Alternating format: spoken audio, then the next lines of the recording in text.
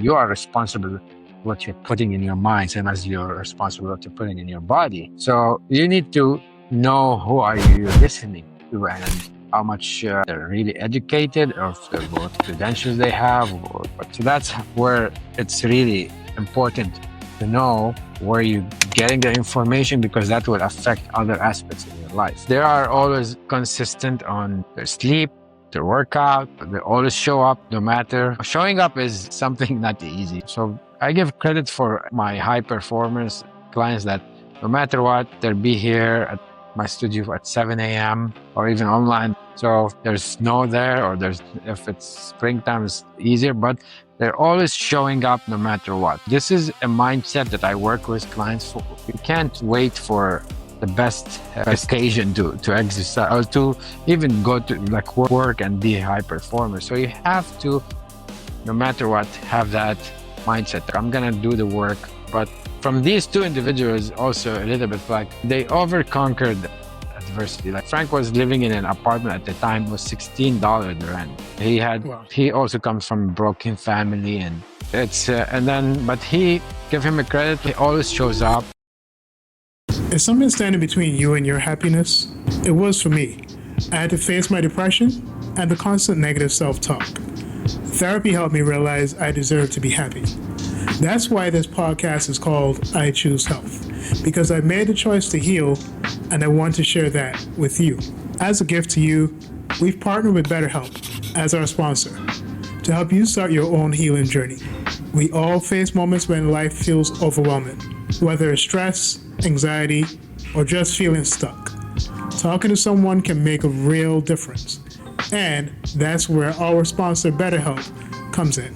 BetterHelp offers professional online therapy that's convenient, affordable, and entirely on your schedule. You can connect with a licensed therapist by video, phone, or even chat, whatever works best for you. Let our sponsor, BetterHelp, support you on your journey to better mental health. You can get 10% off your first month by going to betterhelp.com/iChooseHealth. That's betterhelp.com/iChooseHealth for 10% off your first month. Take the first step toward feeling better today. As a teenager, I decided to live better, so I gave up the meat, eggs, and cheddar. At 20 and 30, I wanted more, so I strengthened my mind and my core. Living a life that is healthier and wealthier because I choose health. Name that keeps coming up when you talk about blended science, strategy, and mindset is Alex Jamal. And with proven experience working with high-performance clients like Frank Stallone and Elizabeth Jones, Alex has seen firsthand how powerful an evidence-based and emotionally intelligent approach to nutrition can be. Whether you're an athlete chasing PRs, someone struggling to build healthy habits, please welcome Alex Jamal. Welcome to the I Choose Health podcast. Thank you so much. Thank you for the nice introduction. I appreciate it. So, Alex, I want to start with a question, more so a perspective question. And I wonder, from your perspective, what do most people misunderstand about what real health actually means? I think people get into if they're eating just like they're thinking, oh, I'm eating organic, then I'm fine, without just knowing what they're eating. So that's the major thing, or like they think so many has their wrong idea of, oh, it's gluten free, but still it has calories, it's not calorie free or sugar free, for example. Like just gluten free is for some people who are sensitive on gluten, not all of us are. So oftentimes we get or people get under the impression of a big phrase or a big statement without digging into what is really being healthy. I mean, one of the most important things of being healthy is sleeping enough, which is like sleeping on time, having a good, that's not food, but that get affected by food, but that's health. You spent over 20 years in sports nutrition and fitness. What patterns do you consistently see in high performers? In high performance in particular, is consistency. And what do I mean by consistency is, there will be a week like you're not feeling much, but you could be like doing the minimum, which is three sessions a week. and also as much as possible, let's call it playing in the circle of staying healthy. So that what I've done to myself, and I see other who I either I'm friends with or I train. They've been for many years keeping good health, keeping consistent, and good health will reflect on a good brain and good performance. So if you want to be a successful human being, you have to have a good health and take care of your health. Because once you're sick, that affect your performance, affect your ability to work, affect your creativity.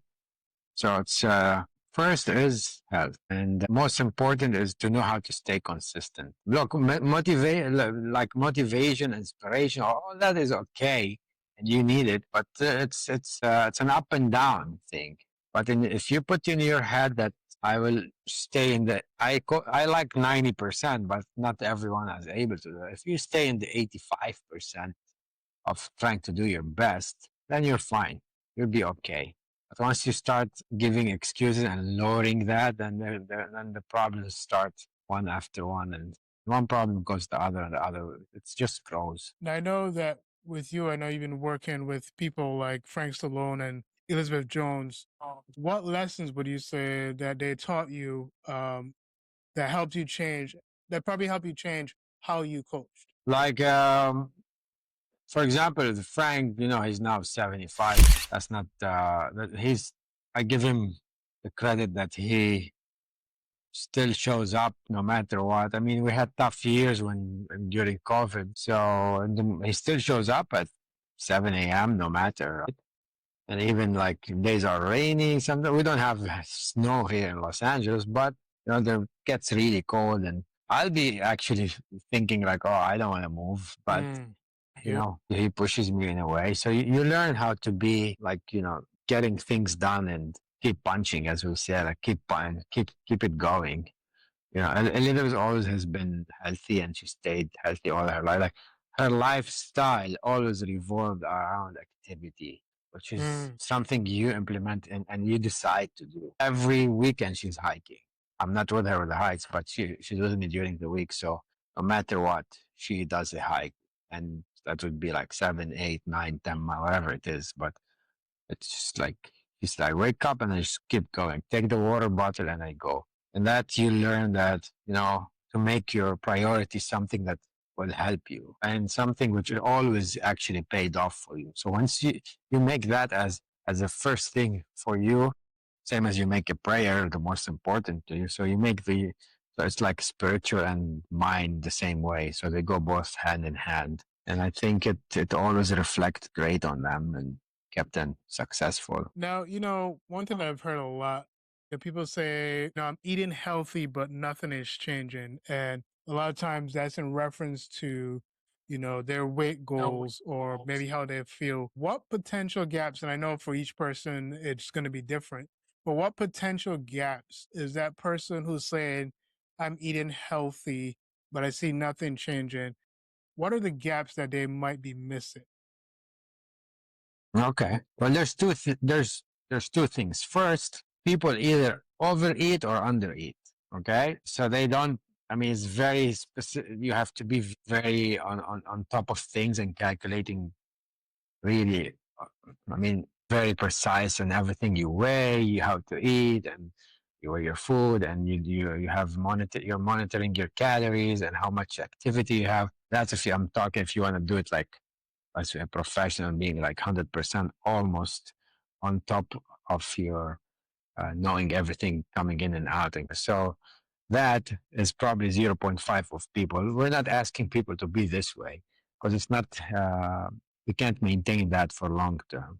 So you need always an approach that works almost to everyone. So people will miss the understanding where the calories are coming from and how the body is gonna be able to use those calories. Like, for example, you have carbohydrates and protein, which is the easiest example I always give. They're both equal calories, four calories per gram, per 1 gram. Okay. So, but the body uses it in a different way. So oftentimes people overeating carbohydrates and then they end up not knowing what's like, I'm missing my goal or like, I didn't get what I feel like So understanding food generally and what are you putting in your body is first step. And also remember that if alcohol is never going to be your friend. If your goal is to even build muscle or like lose the fat, you have to stay away from I think it's interesting when it comes to nutrition that when we look at that word healthy, there's two sides to it. And by two sides, I mean there's a relationship that we have with food, right? So when we say healthy, in essence, a food, let's say is like spinach, right? Or lettuce or whatever it is, at its core, it may be healthy. The question is on your side of it, on the human being side of it, when what you do with that particular food and how you eat that particular food will determine whether or not it was a healthy consumption of that food, right? So a lot of times, I would see, especially with the Western diet, where there would be a combination of a quote unquote healthy food with a food that's not so great for the body. And so, there are people who say that, I'm eating healthy, but they're making these kind of relegating it to just the substance of the food, but not their specific behavior or habit. And so I know that as a trainer as well, being in this industry for a couple of years, I mean, I'm now in this industry for 5 years. But one thing when I ask my clients if they eat healthy, a lot of times, sometimes it's the content of the food when they say they're eating healthy is not healthy. And then a lot of it. Yeah. times also the way that they're doing it is not healthy either. So kind of speak to that experience with clients and maybe what reactions you get from them, whether or not it's a paradigm shifting moment for them where they realize like, wow, like I probably really have not been eating healthy or doing things in a healthy way, even though I think I am. Yeah, I agree. The content of like I said, people, as I said, when we were started the conversation, like a lot goes under the name of healthy, right? Or the word healthy, but content of the food, the ingredients, that plays a big role. And, so sometimes this is a simple example. They would say the food label would say 20 grams of carbohydrates, but it's not now. Maybe some they say, oh, which is 4 grams of sugar. But are the rest of the 16 grams, are they like low glycemic? Are they, where they come, what's that carbohydrate kind? So, and oftentimes I want to say in these snacks, they're like almost sugar. But of course, all carbohydrates are sugar, but they're simple or complex, but almost like they have like processed, and then accumulating that every day, that has a different thinking, oh, it's health, but that will have a different effect on your body. If we're talking really about, internal health, when every year you do your physical, although I ask to do it every 6 months, then eventually bad habits or those things that we don't know that what we're doing is going to catch up on our organs. So, and when you do the blood test, it shows different ways and be like, wow, I thought I'm healthy. Where did it come from? It's knowing what you're putting in your bodies. And that's the purpose we're doing some podcasts, because we need to educate people and get them to know more about how to be really healthy and have more longevity. Now, with social media, what has been pretty persistent is I think the varying perspectives of quote unquote health experts. And I know that there's so many people that are confused. When you work with clients for a long period of time, clients come to you and say, I'm hearing that you can't eat this particular food or you can't drink this particular drink. How can someone tell if nutrition advice is actually evidence based and is not really based on a particular trend? What tools should the average person be using to decipher whether or not the advice they're getting is actually nutrition advice? Well, first of all, you have to know what credentials that the person you're listening to has, right? Unfortunately, now we have it's a trend nowadays of influencers where I don't know, like this morning, I had a young client. He's asking me, I see all these influencers pushing some, they push some unregulated substances, and they don't know what's in it. They don't know how it works actually. But all that they know are they tried it, for example, and they got bigger or got leaner, whatever their goal was, or whatever and they just thinking if I can make money from it, then fine. I don't care about others. But now others has the responsibility because you're the one opening that screen and looking at it. You are responsible what you're putting in your mind, same as you're responsible what you're putting in your body. So you need to know who are you listening to and how much, like, like they're really educated or what credentials they have or what's, like they're like, or they go to school. They did here you call it school, but okay, did they go to university? So who are you taking advice from? And why would you agree on taking an advice from someone who's like that on your body and health, which is the most important? And you wouldn't, for example, agree to take an advice financially from a kid, right? So it's almost the same. No, no, this is money, but your body is more like you fall. That's it. You're done. You're not going to be able even to make money. I have this. I gotta like have this example of. It's not an example. It's actually a fact. All the high successful people, okay, and the reason, and not because they're successful, they can afford it. Thus, they have that. No, I'll tell you something. If you or any person want to be really are successful and, for example, many people like to be rich, okay? So the best is to really first start with your health in mind. All these high end people, rich people, they all have a trainer. Not because they can afford it, because they understood it's important for them to be healthy and their body need to be pain free and the food they're eating reflects on their performance daily. So that's where they stayed in that circle of health and fitness, or like health and performance. So they make sure they are on top of their health, so that would not affect their outcome. So that's where it's really important to know where you're getting the information, because that will affect other aspects in your life. If you had to compare mindset and diet, would you say that mindset should supersede diet when it comes to long-term health? Yes, oftentimes the problem that I wrote an article about that, which is diet and people's conclusions. You shouldn't be having it. The idea of I'm dieting, thus it will end 4 or 5 months. Then you're gonna fail again. So people oftentimes have the idea of like a diet comes with expiry, and that's when you're not gonna be able. So this is where you have during your diet, you're working on your mindset. Like I'm gonna understand what am I doing now to my body. I understand how the food is affecting me, the good, the bad, what I'm not doing well with, and then I'm gonna keep going with this for the rest of my life as much as possible. So that is all what mental work, because you have to put in your head that I'm not gonna finish this, like I'm not gonna end it on the 20th, for example. I have to do this even though it's gonna get hard, even though there will be days that I will wake up, I want pancakes and a lot of cream or whatever. So I will always try to keep pushing and keep my uh, living a healthy lifestyle, knowing that there will be tough days coming, and knowing that I won't be motivated. And also, when it comes to stress, because this is why we talk about holistic health. How do stress and emotional pressure sabotage even perfect nutrition plans? Because people have everything in their nutrition plan laid out in terms of Yeah, they eat emotionally. macros and time of day, right?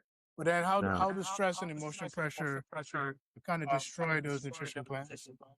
Well, definitely stress. Okay, we have daily stress, right? It goes up and down. Sometimes some stuff happens to you during the day, and could be bad, and then it will like take you off your focus, and you'll be like, I need chocolate, give me sugar. So I always would tell my clients, there will always be good and bad days. The sun rises, the sun sets. This is life. The more you get mentally prepared for it and know that you can overcome those obstacles, then you're not going to be under a huge amount of stress.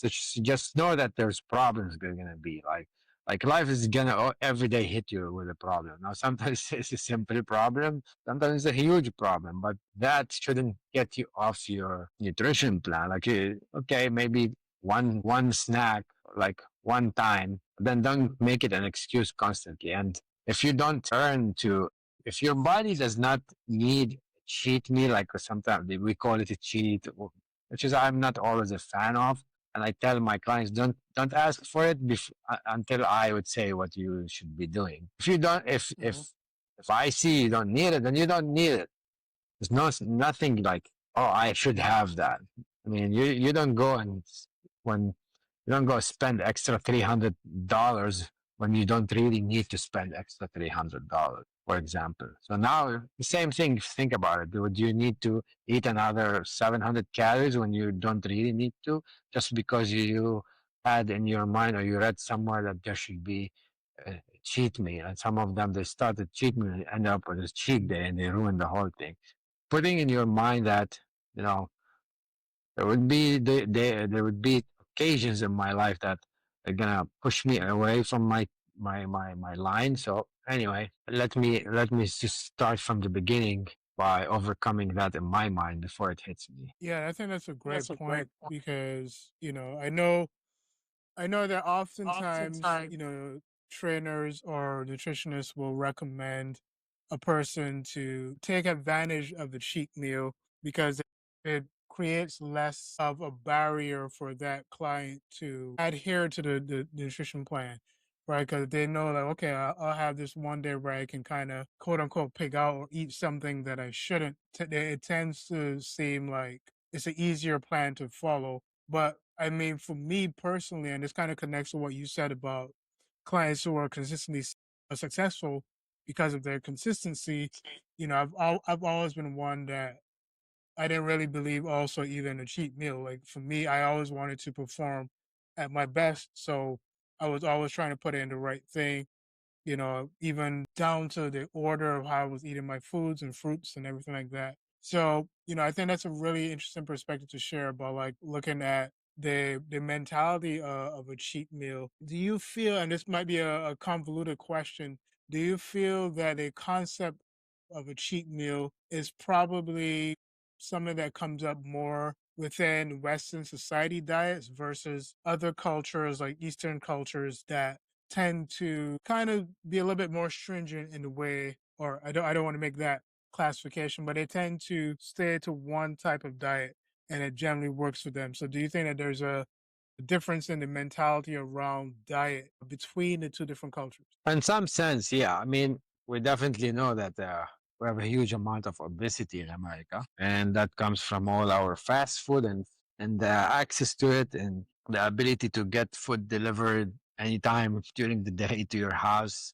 And that food is not really healthy food. So yeah, that's one thing. Like the ability to cheat or the access to quick calories in a simple, like you can walk to the store that opens 24 hours and get fried chicken with some chocolate or whatever, or Mm-hmm. ice cream and stuff. So then I think overseas, not everywhere that's accessible. On top of that, people cook more and eat more their cultural food. So, which is in many cases healthy food or healthier food. So that in general, yeah, but again, it's all in your mind. Like, you have to know that you don't really, if you have the big goal and you're very insisting on reaching that goal, then doesn't matter. I mean, I walk by people, I'd be fasting and I walk by people eating whatever meals they're eating and I'll be hungry, Mm-hmm. definitely. But that's it. I'm on track. And that's how you always need, like, I mean, it's just a big test for anyone. But again, you look at your bigger picture and your goal and what you want to do in your life and where you want to go. And it always pays off. Hard work will always pay off. Good work will pay off. Understanding your body and being healthier will pay off. Like, it's always, I have sometimes days that I have to be on top of things for 12 hours. So my nutrition should, is set right, and my sleep is set right, because sleep and nutrition, like, if it has to be there, they have to be on the same page. So if you don't sleep well, you don't recover. The next day you wake up, you're tired. Okay, sometimes it's one day you can help with some coffee or here or there, but you can't keep doing that. Eventually your body falls. Yeah. And another thing, and this might be a obvious answer, obvious question, but for some people, they're so caught up in the idea of the aesthetic or the look. And is being lean or aesthetic the same thing as being healthy? Not necessary, no, because unfortunately, if those people are using enhancing drugs, so okay, with a good food plan and just exercising, they look good. The look is good, but then their organs are is not that good, or like on the long run, there's side effects if they keep using those things. But generally, not having a belly is much better than having one, right?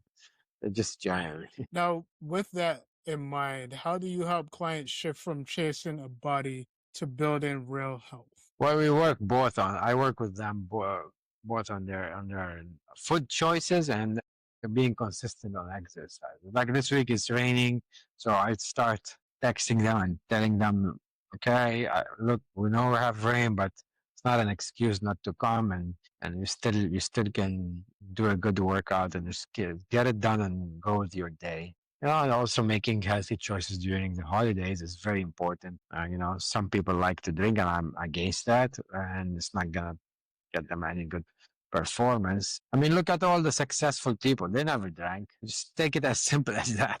All the successful athletes, all the successful whatever you want, and their business, or they never drink because other than okay, get them fatter, it affects the next day and then the next day, and then that's not what they would want or like to feel. You get in love with your being performing good, or you fall in love of success, or like being on top of things and being an inspiration to others. So how you do that by being healthy.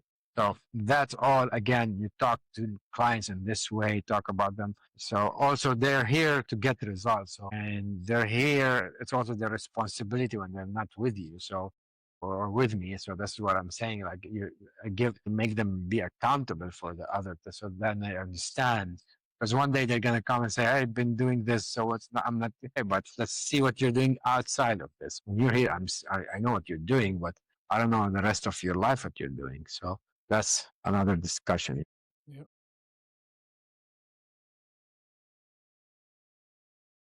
Have you ever encountered or dealt with a client? You probably at this point you have probably had many clients who maybe in performance they're good performers, and their body looks in great shape, but then maybe they're in pain or certain levels are off. Have you seen that with some past clients? Yeah, I've seen that, and this is where people get like he or she looks good, but unfortunately, her inside is not as Mm, good as from the outside. They either have high liver enzymes because of maybe they drink or fatty food or something like that, or like their sugar is not stable, which is you could be diabetic in the near future. Remember, also in America, we have like high opportunity to be type 2 diabetes. I think the stats is 3 out of 5 are mm, borderline diabetic, which is high. yeah. So I've encountered that. I've had clients that, after they didn't do a right away blood test, but okay, we waited till the physical come, and then we have a high cholesterol, high. So they look okay, but from inside, then we have to work more on, the diet along with a good amount of training. And consistency is always important, both in your food and your workout and your life generally. Like, that's what will help you again look good and feel good from inside. And how do you know you feel good is by getting your the blood test, and the results should show good stuff. Yeah, I think that's helpful, man, because I think there's so many people just, fail to see how they may be doing well and lifting heavy, but if they're not, eating well and they're probably in pain and they're not sleeping well, as you said, or sometimes people even Sleep have, is major. Sleep is yeah, major. yeah. No, man, and I mean that's one of the things that I see a lot of people having issues with as well. And what do you say? Because I know there's some people that don't want to have that level of commitment or consistency for an individual who doesn't want to, be on top of diet and, sleep and check in, making sure that they're getting certain things in, would you say that is a lost cause for that person to see themselves as a high performer, or are there particular tips and tricks that would allow them to kind of circumvent the process? I think, there's always going to, especially like we're not born we don't we're not like born and we start running right away, right? You start slowly and then you fall again. If you fall and you again we stand up and you try to walk and you fall, and then when okay, so that's what is that telling you is that you can't right away, you know if you got lucky one time, for example, and won the first wherever you're in, or like get the best salesperson, for example, it doesn't mean you're always entitled for that. You always have to work for it. And you always have to put yourself in that. Again, the mindset, the strategy, getting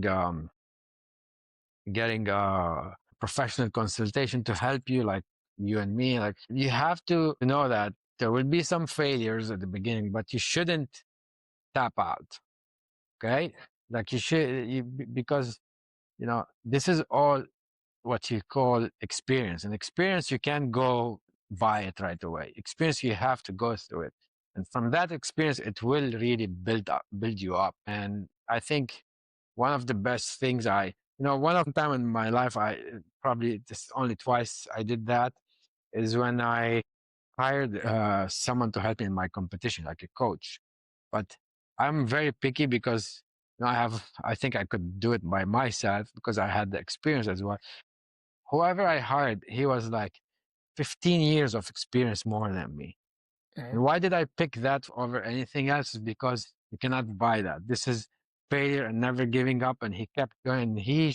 Like seriously affected after that competition. I was very looking into training in a different way. Yeah, I mean, and I think that's such an amazing analogy because, as you rightly said, like once you're born, you don't you don't start running, you Yeah. don't even start walking right away, you don't even start crawling right away, right? So there are these different stages that we all have to go through, and so I think there's a certain point where we have to kind of get back to the drawing board and understand, well, I know that it's going to be a gradual process, and so these things as trainers we have to go through mindset coaching with our clients. I think we spend more time on mindset coaching than anything else with our clients because they always say things like, "Hey, I can't do this thing well," and I'm like, "Hey, it's something you have to keep working on." And so I always tell my clients, just as you are expert in your field and you've worked to get to that point, Yeah. it's also the same thing for me. So now you're learning to master something else. So that's where I always tell my clients to just be patient with themselves as they're mastering this particular movement, or when it comes to their diet and nutrition, mastering that as well. So, I know that you've worked with, people like Frank Stallone and Elizabeth Jones over the years. And for those of you who are not aware of who Frank Stallone is, you probably heard the name, which is Sly Stallone's brother. But what lessons did these individuals teach you that has changed the way you've coached over the last couple of years? You know, especially him and his brother, because I also trained Sly One.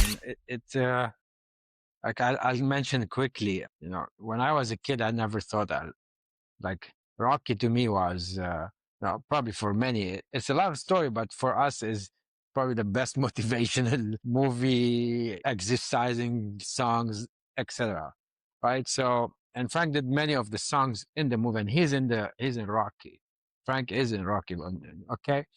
So getting close to them and getting to be able to train them, and that was like, to me, is like, wow, I never imagined myself. Yeah, I was blessed in all my career, I want to say, and I'm very thankful for God for that. And I've competed, and I'm very unique in what I did. But from these two individuals, also a little bit like, they overconquered the adversity. Like Frank was living in an apartment at the time was $16 the rent. Like Well, he also comes from a broken family, and and then, but he give him a credit. Like, he always shows up. He always, like, he would call me, for example, 6:30 a.m. Like, okay, we're on for set. Like, it's you learn from, like, you keep pushing, and this is not easy because so many times in your life you think, I don't, especially this is a message for all the trainers that listen to you, or someone who wants to get in the fitness, and you have to have a thick skin, and you have to really, and same that goes with actors, right? And then, because you're Mhm. not always booked for work. The same with us. Like, you're not, okay, today is busy, tomorrow not, yesterday was less.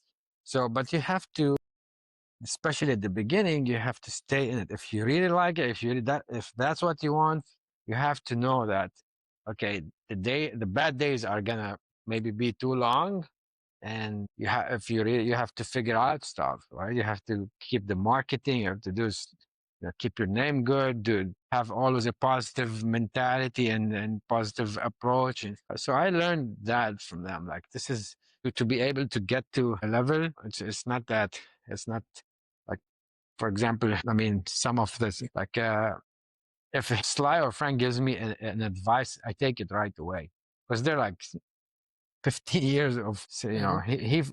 he failed so many times, but he succeeded. And that one success, I always say, one could pay for everything. I remember when I didn't place I actually placed, but it wasn't like what I wanted in my last competition, which was Mr. Olympia Amateur in Vegas. I was very disappointed because, the way they treated us, and there was a problem in the federation. Anyways, I went back home, driving back from Vegas, and I slept the next day.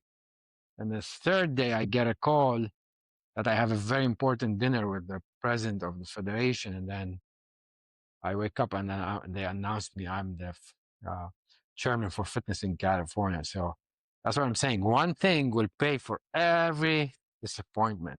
So that's what you learn from such people. So he was always rejected for rock and other stuff, but he did many other things. Same with Frank. Like, this performance doesn't work, the second will work.